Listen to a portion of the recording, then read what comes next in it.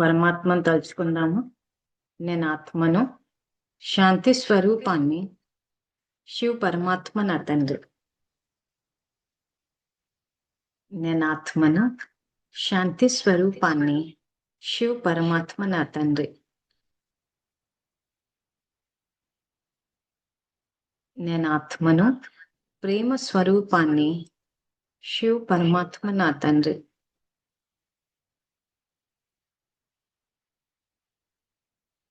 అక్కడ స్క్రీన్ మీద వేసి చూపిస్తున్నాము. సో ప్రతి ఎపిసోడ్ ఒకదానికి ఒకటి ఇంటర్ రిలేట్ అయి ఉన్నాయి. సో దేనికి దానికి సపరేట్ గా మీరు ఒక ఎపిసోడ్ ని చూసి మొత్తం అంతా అర్థమైపోవాలంటే మాత్రం అర్థమైపోదు.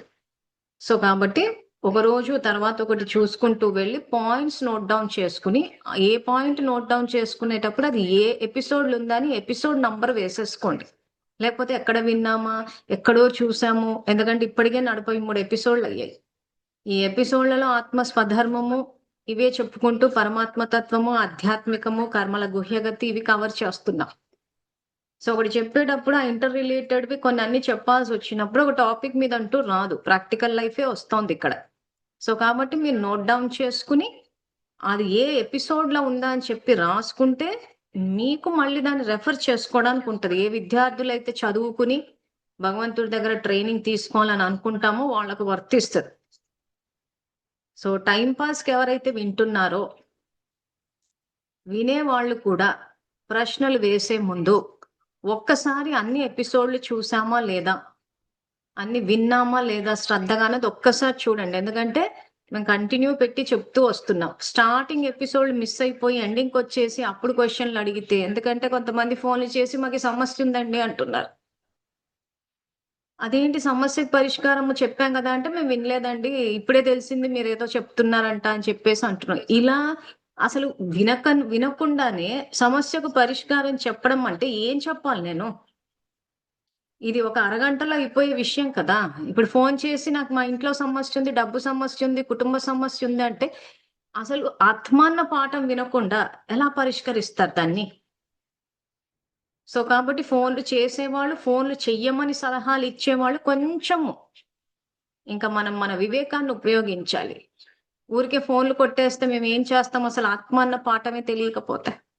ఆ పాఠం తెలిస్తే ఆ పాఠంలోనే పరిష్కారం ఉంది. పాఠాలు తెలియకుండా పరిష్కారాలు మేము చెప్పినంటే ఎన్ని గంటలని చెప్పాలి నేను క్లాసు? ఇప్పటికే 43 ఎపిసోడ్లు అంటే ఈ రోజు ఎవరైనా సమస్య ఉంది అంటే ఆత్మపాఠం నుంచి మొదలెట్టాలి ఫోన్లో నేను. సో ఎన్ని గంటలు నేను చెప్పాలి? వినే ఓపికలు మీకున్నాయా? సో కాబట్టి కొంచెం ఇంక ఇప్పటి నుంచి మనం ఆత్మిక స్థితిలో వివేకాన్ని ఉపయోగించి జ్ఞానం వింటూ పరమాత్మను తలుచుకుంటే పరిష్కారము మనకే తడుతుంది. లేదు అయినా తట్టలేదు క్లాసులు విన్న తర్వాత కూడా అంటే అప్పుడు మాకు ఫోన్ చేయండి, అప్పుడు చెప్తాం. ఎందుకంటే ఆల్రెడీ మీరు కొంత వినేసి ఉంటారు కాబట్టి మిగిలింది చెప్పి అక్కడి నుంచి మిమ్మల్ని అప్లిఫ్ట్ చేయడము, అక్కడి నుంచి మీకు గైడెన్స్ ఇవ్వడం మాకు ఈజీ అయిపోతుంది. ఏమి వినకుండా ఆత్మపాఠం నుంచి చెప్పాలి అని అంటే గంటలు గంటలు చెప్పలేం ఫోన్లలో. సో ఈ యొక్క పాయింట్ని విద్యార్థులందరూ గుర్తు పెట్టుకుని ఫోన్ చేయండి. ఫోన్లు చెయ్యమని చెప్పేవాళ్ళు కూడా ఈ పాయింట్ని గుర్తు పెట్టుకోండి. సో ఇప్పుడు మళ్ళీ ఒకసారి యోగం చేద్దాము. నేను ఆత్మను, శాంతి స్వరూపాన్ని, శివ పరమాత్మ నా తండ్రి. నేను ఆత్మను, ప్రేమ స్వరూపాన్ని, శివ పరమాత్మ నా తండ్రి. నేను ఆత్మను, పవిత్ర స్వరూపాన్ని, శివ పరమాత్మ నా తండ్రి.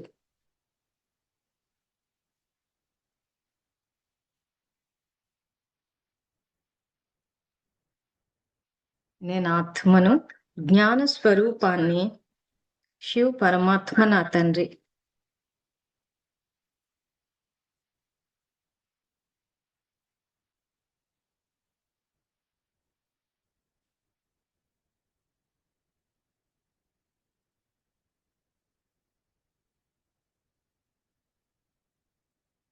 నేను ఆత్మను, సుఖ స్వరూపాన్ని, శివ పరమాత్మ నా తండ్రి.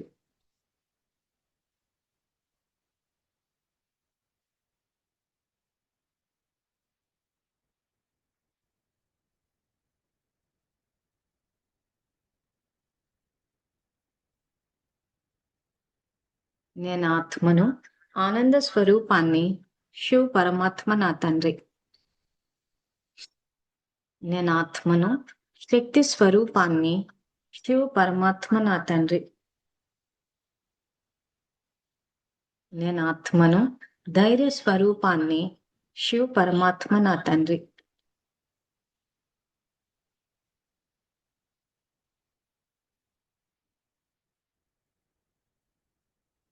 నా దగ్గర సమయం యొక్క ఖజానా ఉన్నది. నా దగ్గర సమయం యొక్క ఖజానా ఉన్నది.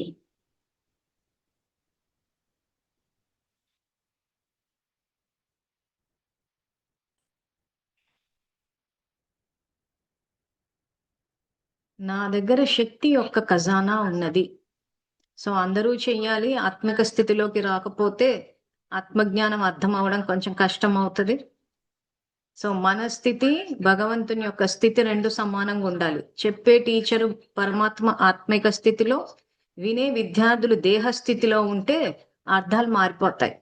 ఆయన చెప్పేది ఆత్మజ్ఞానం అయితే మనం దేహానికి వర్తింప చేసుకుని రాంగ్ అర్థాలు తీసుకుని రాంగ్ పురుషార్థం చేస్తే రాంగ్ రిజల్ట్ వస్తుంది. నా దగ్గర శక్తి యొక్క ఖజానా ఉన్నది. నేను శివ పరమాత్మ ఛత్రఛాయలో సురక్షితంగా ఉన్నాను.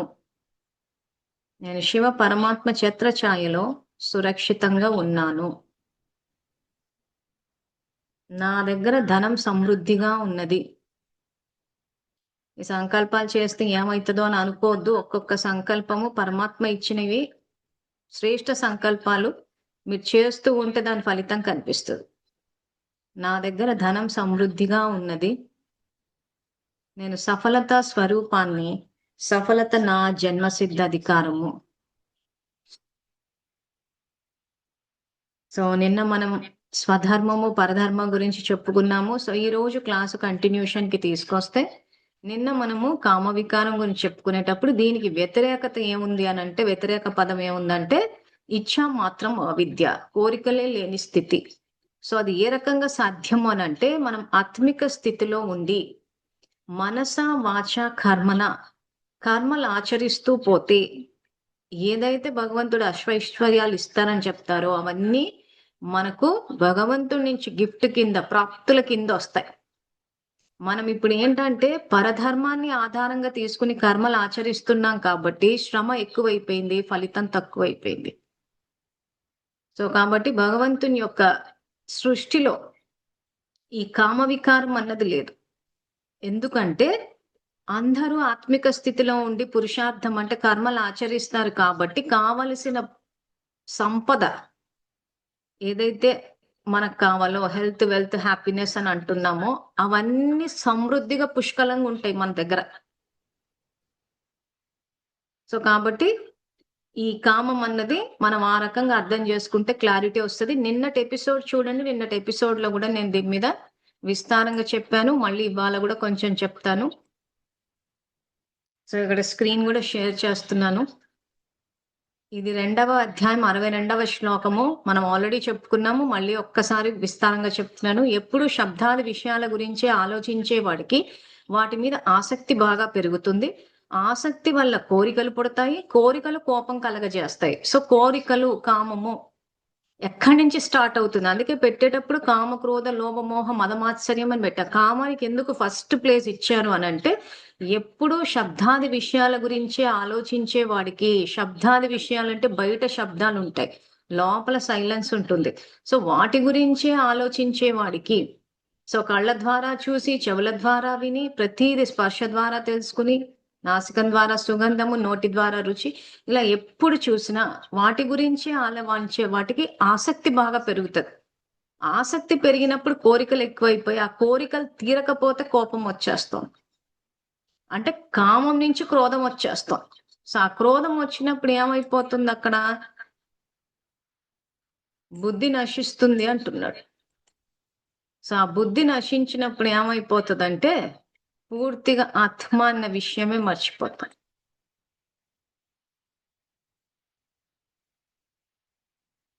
సో అదే మనం స్థితప్రజ్ఞ స్థితి అని చెప్పేసి, ఇక్కడ కోపం మూలంగా అవివేకం కలుగుతుంది. అవివేకం వల్ల మరుపు వల్ల బుద్ధి నశించడం, బుద్ధి నాశనం వల్ల తానే నశించడం జరుగుతుంది. సో కోపం వల్ల అవివేకం అంటే ఇక్కడ ఏంటి, మనకి ఈ రోజు ఏదైతే జ్ఞానం తెలిసి దాన్ని ప్రయోగం చేసినప్పుడు మనకు అనుభవం వస్తుంది. ఈ అనుభవాన్నే భగవద్గీత భాషలో వివేకము అంటారు. సో ఈ రోజు మనకు అనుభవం ఉంది జీవితంలో, కానీ ఆ కోపం వచ్చినప్పుడు ఏమైపోతుందంటే ఆ వివేకం అన్నది నశించుతుంది. అందుకే అవివేకం కలుగుతుంది. అంటే ఇంకా మన అనుభవాన్ని, మన తెలివిని దేన్ని ఉపయోగించము, ఆలోచించము. అసలు అవివేకం వల్ల మరుపు కలుగుతుంది. అంటే ఏమని మర్చిపోతున్నాము? మతి మరుపు అంటే ఏదో జ్ఞాపక శక్తి అని చెప్పి బయటి విషయాలు, వాళ్ళ విషయాలు, వీళ్ళ విషయాలు గుర్తుపెట్టుకోవడం కాదు. నేను ఆత్మ అన్న విషయాన్ని మర్చిపోయాం, అక్కడ స్వధర్మాన్ని మర్చిపోయాం. ఆ స్వధర్మాన్ని మర్చిపోవడం వల్ల ఏమైంది? బుద్ధి నశించింది. బుద్ధి నాశనం వల్ల తానే నశించిపోయాడు. అంటే ఇంకా వ్యక్తి పతనం స్టార్ట్ అయిపోయింది. మన హిరణ్యకశిపుడి టైపు. సో హిరణ్యకశిపుడు ఏం చేశాడు? తపస్సు చేశాడు, దానివల్ల భగవంతుడి నుంచి వచ్చే ప్రాప్తులు వచ్చాయి. కానీ ఇన్నర్ వర్క్ అని చెప్పి ఏదైతే అంటున్నారో, ఏదైతే స్వధర్మంలో స్థితులు అవ్వాలంటున్నది రావట్లేదు. అంటే మనం కార్మిక్ ఫిలాసఫీ తెలుసుకున్నాం, ఏ బీజాన్ని నాటితే ఆ ఫలం వస్తుంది. సో కర్మలు ఆచరిస్తున్నాం, ధనాన్ని దానం చేస్తే ధనం తిరిగి వచ్చేస్తోంది. కానీ లోపల ఏదైతే అహం నశించాలో, లోపల ఏదైతే ఆ కామము, క్రోధము, లోభము, మోహము, మద మాత్సర్యాలు తగ్గాల, అవి తగ్గలేదు. సో మనం సబ్జెక్ట్ అర్థం చేసుకునేటప్పుడు స్వధర్మము, కర్మ ఫిలాసఫీ, ఈ రెండుని కరెక్ట్ గా అర్థం చేసుకుంటే క్లారిటీ వస్తుంది సబ్జెక్ట్ మీద. మనం కర్మ ఫిలాసఫీ ప్రకారం దానాలు చేస్తున్నాం, తిరిగి వస్తుంది. కానీ ఇక్కడ స్వధర్మం ఏదైతుందో ఇది మిస్ అవుతోంది. ఇది మిస్ అవ్వడం వల్ల అక్కడ అహంకారం పెరిగిపోతోంది, పతనం స్టార్ట్ అయిపోతుంది. అంటే ఇంకా కావాలన్న కోరిక, ఇంకా బయట చూస్తున్నారు. ఈ రోజు ఒక కారు కొన్నాము, బయట చూసాము, ఏమైంది? ఇంకా ఎంతో మంది ఎన్నో కొనుక్కుంటున్నారు. సో కాబట్టి ఎప్పుడూ శబ్దాది విషయాల గురించి ఆలోచిస్తున్నారు, బయట ఏం జరుగుతుంది. సో వాళ్ళు ఇంకో 2 కొనుక్కున్నారు, మేము ఇంకోటి కొనుక్కుంటాం. కోరిక పెరిగిపోతుంది. వాళ్ళు ₹1,00,00,000 ఇల్లు కట్టారు, మనది అంత లేదు, మనం ఇంకా కట్టాలి. అంటే చూస్తూ ఉన్న కొద్ది కోరికలు. సో మరి అలాంటప్పుడు ఏం చేయాలి? ఇక్కడ స్వధర్మంలో ఉండి జ్ఞాన నేత్రంతో చూడాలి. అదే నేను మీకు అభ్యాసం చేయమని చెప్తున్నాను రోజు.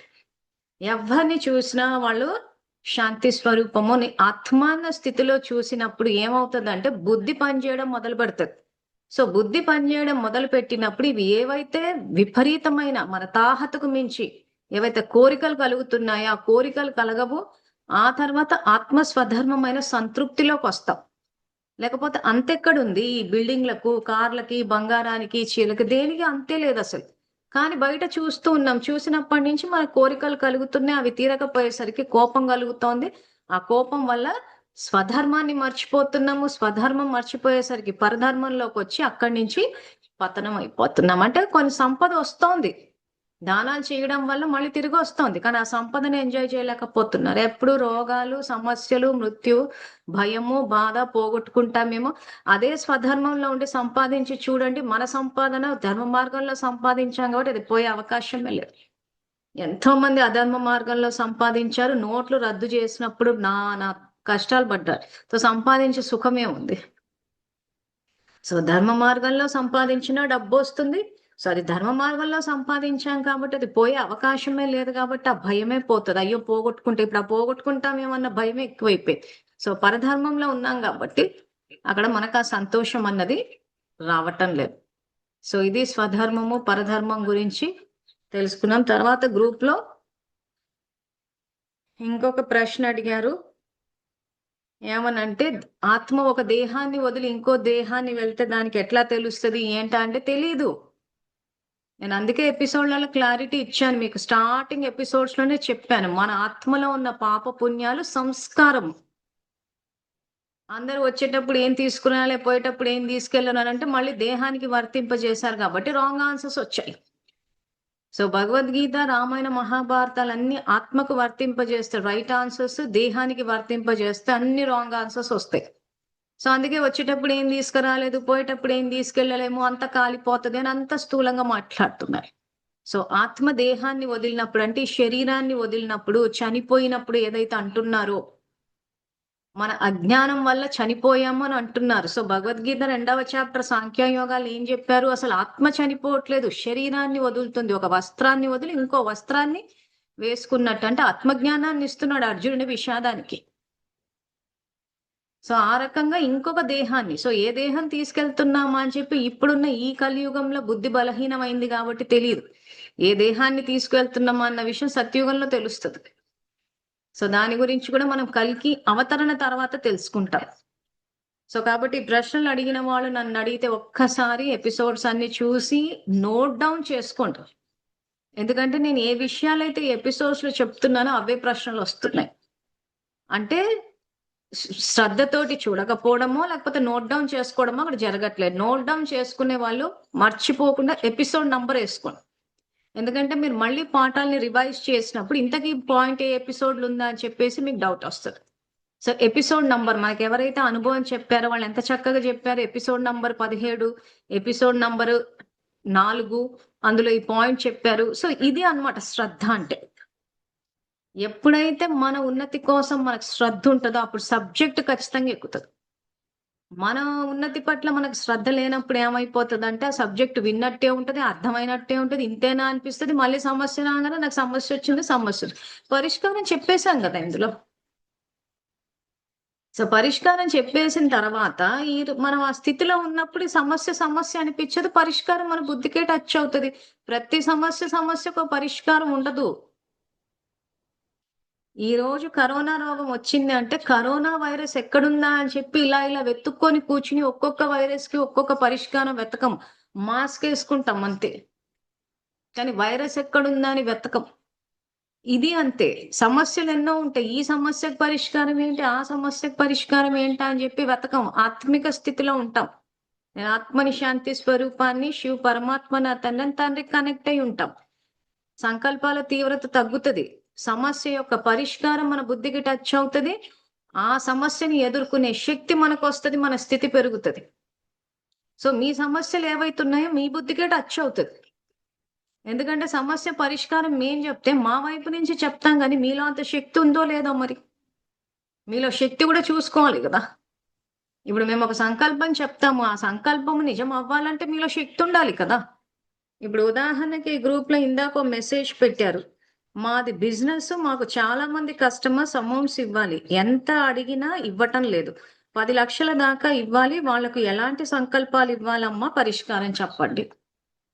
అదే చెప్తున్నాం, సంబంధాలు గాని డబ్బు గాని వీటన్నిటికీ ఒక్కొక్క దానికి ఒక్కొక్క పరిష్కారం ఉండదు. ఇప్పుడు నేను సంకల్పం చెప్తాను, ఇలాంటి పరిస్థితుల్లో నా దగ్గర ధనం సమృద్ధిగా ఉన్నది అని మన స్థితిని పెంచి, ఎవరైతే మనకు డబ్బులు ఇచ్చారో వాళ్ళు ఈరోజు డబ్బు తిరిగి ఇవ్వట్లేదంటే నిజాయితీ లేదని అర్థం. సో వాళ్ళని విజువలైజ్ చేసి వాళ్ళు నిజాయితీ పరులు అన్న సంకల్పం చేయాలి. సో అప్పుడు ఏమవుతుంది, ఆ నిజాయితీ అన్న దైవీ గుణం వాళ్ళలో పెరిగినప్పుడు వాడు నిజాయితీగా వ్యవహరిస్తాడు. ఎందుకంటే బ్యాంక్ ఉద్యోగం చేస్తాను, నేను చూశాను కదా, ప్రతి చాలా మంది దగ్గర డబ్బు ఉంటది కానీ తిరిగి ఇవ్వరు. ఎందుకు? నిజాయితీ లేదు వాళ్ళు. సో ఇప్పుడు ఈ ప్రశ్నలు ఎవరైతే అడుగుతున్నారో ఇంకొక కార్మిక్ ఫిలాసఫీ చెప్తాను, వినడానికి చేదుగా ఉంటది, కానీ నిజం తెలుసుకుంటే స్వేచ్ఛ వచ్చేస్తుంది. సో ఇప్పుడు ఇందాక నేను చెప్పినట్టు మేము సంకల్పాలు చెప్తాం, కానీ ఆత్మలో శక్తి ఉండాలి. ఆ శక్తి మీలో ఉందా లేదా మీరు చూసుకోవాలి. ఆ శక్తి మీలో లేనప్పుడు అది శివ పరమాత్మ కనెక్ట్ అవుతాయి. మళ్ళీ చెప్తున్నాం, నిరాకారుడికి కనెక్ట్ అవ్వాలి. అంత శక్తి ఉందా చూడండి. ఎందుకంటే మళ్ళీ మనం కళ్ళు మూసుకుని చేస్తుంటే అప్పులోళ్ళు వాళ్ళు ఇంత ఇవ్వలేదు, వడ్డీ ఇవ్వలేదు, చేయలేదు, ఇవే చేస్తుంటారు. ప్లస్ అప్పులు ఇవ్వడం అన్నది సనాతన ధర్మానికి విరుద్ధం. సో మొదటి నుంచి వద్దాం ఇప్పుడు మళ్ళీ. సో సనాతన ధర్మంలో ఎవరికైనా డబ్బు అవసరం ఉంటే దానాలు ఇవ్వమని ఉందే తప్పితే అప్పులు ఇవ్వమని ఎక్కడా లేదు. సో అప్పులు ఇవ్వడం అనేది ఇప్పుడు కలియుగంలో వచ్చిన పద్ధతి. సో అప్పులు ఇస్తున్నారు, ఇచ్చిన తర్వాత వాడు తిరిగి ఇవ్వాలి అని అంటే వాడి దగ్గర ఎందుకు ఇస్తాడు? ఉన్నా ఇవ్వడు, లేకపోతే ఇంకా అసలుకే మర్చిపోవచ్చు ఆ విషయాన్ని. సో కలియుగంలో ఈ రోజు ఎవరికైనా డబ్బులు ఇచ్చామంటే తిరిగి రావు. ఎందుకంటే ఆత్మ బలహీనం అయిపోయింది, ఆత్మలో నిజాయితీనే లేదు.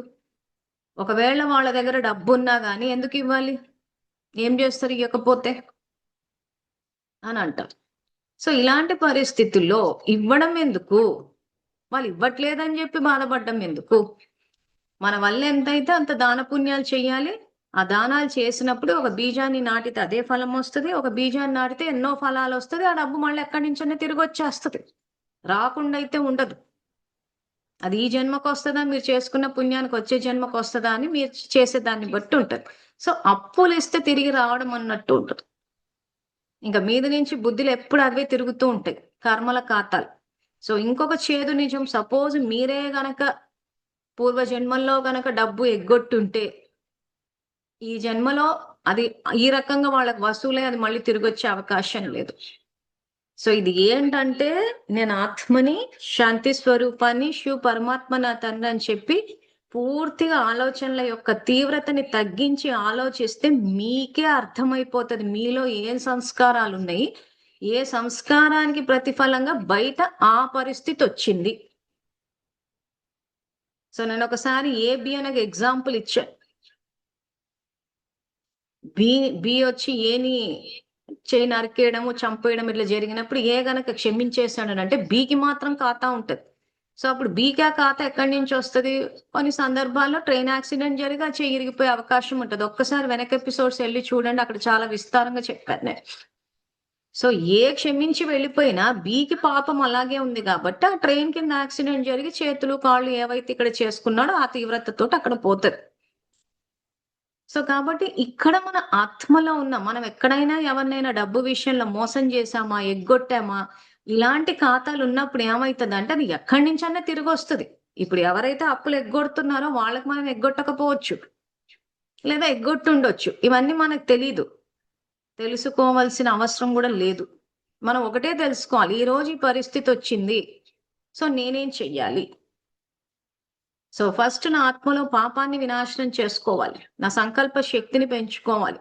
సో ఆత్మలో పాపం వినాశనం అవ్వాలంటే ఒక్క నిరాకారుడికి అది తీసే పవర్ ఉంది. సో అందుకే మీకు ప్రీవియస్ ఎపిసోడ్స్ లో అదే చెప్పాను. మీరు కనుక డైరెక్ట్ గా కనెక్ట్ అయిపోతే మీ ఆత్మ సమర్థంగా అయితే మీరు సంకల్పాలు చేస్తే జరుగుతుంది. లేదు మేము సమర్థులం కాదంటే భక్తి యొక్క విధి విధానాల ద్వారా వచ్చి సెకండ్ స్టెప్ లో మళ్ళీ నిరాకారుడికి కనెక్ట్ అవ్వాలి. అప్పుడు మేము చెప్పే ఈ సంకల్పాలు పనిచేస్తాయి. అలా కాకుండా దీనికి పరిష్కారం ఏంటంటే నేను చెప్పేస్తాను. ఎవరైతే మీకు డబ్బు ఇచ్చారో వాళ్ళని విజువలైజ్ చేయండి, చేసి వాళ్ళకి శక్తి ఇవ్వండి. వాళ్ళు నిజాయితీ పరులు, వాళ్ళు సంపన్నంగా ఉన్నారు, వాళ్ళ దగ్గర ధనం సమృద్ధిగా ఉన్నది. నోట్ డౌన్ చేసుకోండి ఎవరైతే ఈ ప్రశ్న అడిగారో. ఎందుకంటే మేము ఫ్లోలో చెప్పేసుకుంటూ వెళ్ళిపోతాం. మేము 12 ఏళ్ళ నుంచి చెప్తున్నాం కాబట్టి మీరు ఏ సమస్య అడిగినా నేను చెప్పేస్తాను, కానీ మీరు క్యాచ్ చేయగలగాలి. ఆ తర్వాత వీడియోని వెనక్కి మళ్ళీ ఇచ్చేసి ఒక బుక్ పెన్ను తీసుకుని రాసుకోండి. వాళ్ళు నిజాయితీ పరు, విజువలైజ్ చేయండి.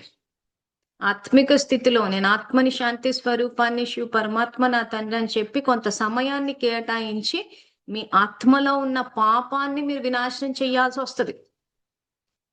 చేసిన తర్వాత ఇంకా ప్రతి మనస వాచ కర్మలలో మీరు నిజాయితీగా వ్యవహరించాల్సి వస్తుంది. ఎందుకంటే పిల్లల విషయంలో ఈ విషయం చెప్పాను. పిల్లలు ఆజ్ఞాకారులు, పిల్లలు సదా ఆజ్ఞాకారి వరదానం ఇచ్చినప్పుడు మీరు శివ పరమాత్మకు ఆజ్ఞాకారులు అయ్యారా లేదా అని చెప్పి మీరు ఆజ్ఞాకారులైతే అప్పుడు పిల్లలు ఆజ్ఞాకారులు అవుతారని. ఇది అంతే. ఇక్కడ మీరు భగవంతుని తలుచుకుంటారు, ఇంక ఇప్పటి నుంచి మనసా వాచ కర్మన మీరు నిజాయితీగా వ్యవహరిస్తారు. నిజాయితీ అంటే ఏంటి? మీరు ఏది ఆలోచిస్తే అదే మీ కర్మలోకి రావాలి. సో మీరు ఏం ఆలోచించాలి? భగవంతుడు ఏం చెప్పాడు అది ఆలోచించాలి. మన సొంతగా ఆలోచించేసి నేను అదే కర్మలోకి తెచ్చానంటే కుదరదు, చట్టం ప్రకారం వెళ్లాల్సిందే. సో కాబట్టి మీరు నిజాయితీగా వ్యవహరిస్తారు. తండ్రి ఏ ధర్మాన్ని అయితే వివరిస్తున్నారో ఆ ధర్మాన్ని మీరు పాటించడమే మీరు నిజాయితీగా ఉండడం. సో మీలో ఎప్పుడైతే ఈ నిజాయితీ అన్న దైవీ గుణం పెరుగుతుందో, మీరు ఎవరెవరికైతే అప్పులు ఇచ్చారో వాళ్ళకి మీరు ఇచ్చే సంకల్పాలు ఏవైతే ఉన్నాయో వీళ్ళు నిజాయితీ పరులు, వీళ్ళ దగ్గర ధనం సమృద్ధిగా ఉన్నది, సదా సంపన్న భవ అని ఈ సంకల్పాలు చేసినప్పుడు ఆ డబ్బు అప్పుడు తిరిగి వస్తుంది. మీరు ఊరికే సంకల్పాలు చేస్తే మాత్రం రాదు. మీలో నిజాయితీ పెరగాలి. తండ్రి చెప్పే ధర్మాలు మనం ఏదైతే మనకు కావాలనుకుంటామో ఒక్కసారి స్వచింతన చేసుకోవాలి. అది తండ్రితో కంపేర్ చేసి చూడాలి. ఎలా అయితే తల్లిదండ్రులు పిల్లలు ఆజ్ఞాకారులు అవ్వాలనుకుంటే ఇంతకు నేను శివ పరమాత్మ చెప్పే తండ్రి చెప్పేదానికి ఆజ్ఞాకారిని అయ్యానా? ఈ రోజు అప్పు ఇచ్చిన వాడు తిరిగి నిజాయితీగా వ్యవహరించి నాకు డబ్బు తిరిగి ఇవ్వాలంటే నేను ఇంతకు భగవంతుడు చెప్పే జ్ఞానం పట్ల, ఆయన చెప్పే ధర్మం పట్ల నిజాయితీగా నేను వ్యవహరిస్తున్నానా? అని మనలో నిజాయితీ పెరిగిన తర్వాత మనము ఆ రకంగా సంకల్పాలు చేస్తూ పోతే ఖచ్చితంగా ఆ డబ్బు తిరిగి వస్తుంది. ఒకవేళ వాళ్ళ నుంచి రాకపోయినా ఇంకెక్కడి నుంచి అన్నా తిరిగి వచ్చేస్తుంది. మనం ఈ రోజు ఒక వ్యక్తికి ₹1,00,000 ఇస్తే ఆ వ్యక్తి ఎగ్గొట్టాడు అనుకోండి, కానీ మనం నిజాయితీ ఉన్నాం అనుకోండి, ఆ వ్యక్తి నుంచి ఆ ₹1,00,000 తిరిగి రావాలని రూల్ ఏం లేదు. అది ఇంకెక్కడి నుంచైనా వస్తుంది. వచ్చేటప్పుడు మల్టిప్లై అయి వస్తుంది. ఎందుకంటే కర్మ ఫిలాసఫీ ఏం చెప్తుంది? ఏ బీజాన్ని నాటితే అదే ఫలం వస్తుంది. ఒక బీజాన్ని నాటితే ఎన్నో ఫలాలు. ఈరోజు మీరు ₹1,00,000 ఇచ్చారు. ₹1,00,000 అతను ఎగ్గొట్టాడు. కానీ మీలో నిజాయితీ ఉంది. మంచి ఉద్దేశంతోనే ఇచ్చారు. సో ఆ ₹1,00,000 మల్టిప్లై అయ్యి తిరిగి వస్తుంది. సో ఎటు తిప్పినా మనం ఆత్మాన స్థితిలో ఉన్నామా? మనం నిజాయితీగా ఉన్నామా? మన మనస వాచ కర్మన మనం నిజాయితీగా ఉంటే మనం ఏది ఎవ్వరికి ఇచ్చినా మల్టిప్లై అయి తిరిగి వస్తుంది. ఇది మనం తెలుసుకోవాల్సిన విషయం. సో ఏవైతే గ్రూప్ లో ప్రశ్నలు వేశారో ఆ ప్రశ్నలన్నిటికీ సమాధానం ఇచ్చాము. సో మళ్ళీ చెప్తున్నాము, ఎపిసోడ్లు పెట్టుకుని ఎపిసోడ్ నంబర్ రాసుకుని ఇప్పుడు ఈ ఎపిసోడ్ లో ప్రశ్నలకు సమాధానం ఇస్తూ ఇచ్చామాత్రం అవిద్య, డబ్బు ఏ రకంగా తిరిగి వస్తుంది, కార్మిక్ ఫిలాసఫీ, సంకల్పాలు. సో ఇవన్నీ నోట్ డౌన్ చేసుకుని ఎపిసోడ్ నంబర్ 43 వస్తుంది, 44 కింద వస్తుంది. ఇది 44 అని వేసుకుంటే మీకు క్లారిటీ ఉంటుంది, చేస్తూ పోవాలి. కానీ మీలో పరివర్తన రాకుండా ఊరికే మీరు సంకల్పాలు చేస్తూ పోతే మీ సంకల్పాలకు శక్తి ఉండదు. మీరు నిజాయితీ ఉండకుండా ప్రతివాడు నిజాయితీ ఉండాలంటే అది జరగదు. చట్టం ఆ రకంగా లేదు. సో ఒక్కసారి ఎపిసోడ్ వినండి. విన్న తర్వాత మీకు ఇంకేమైనా ప్రశ్నలు ఉంటే కూడా మళ్ళీ గ్రూప్ లో పెట్టండి, నేను సమాధానం ఇస్తాను. సో ఈ రోజు మీరందరూ నిజాయితీగా ఉండి ధర్మాన్ని పాటించి మీ యొక్క నిజాయితీ యొక్క తరంగాలు మొత్తం విశ్వమంతా వ్యాపించి మీరందరూ ధనంతోటి ఆరోగ్యంతోటి సంపన్నంగా ఉండాలన్న శుభకామనతోటి ఈ రోజు క్లాసు సమాప్తి చేస్తున్నాను. Thank you. ఓం నమః శివాయ.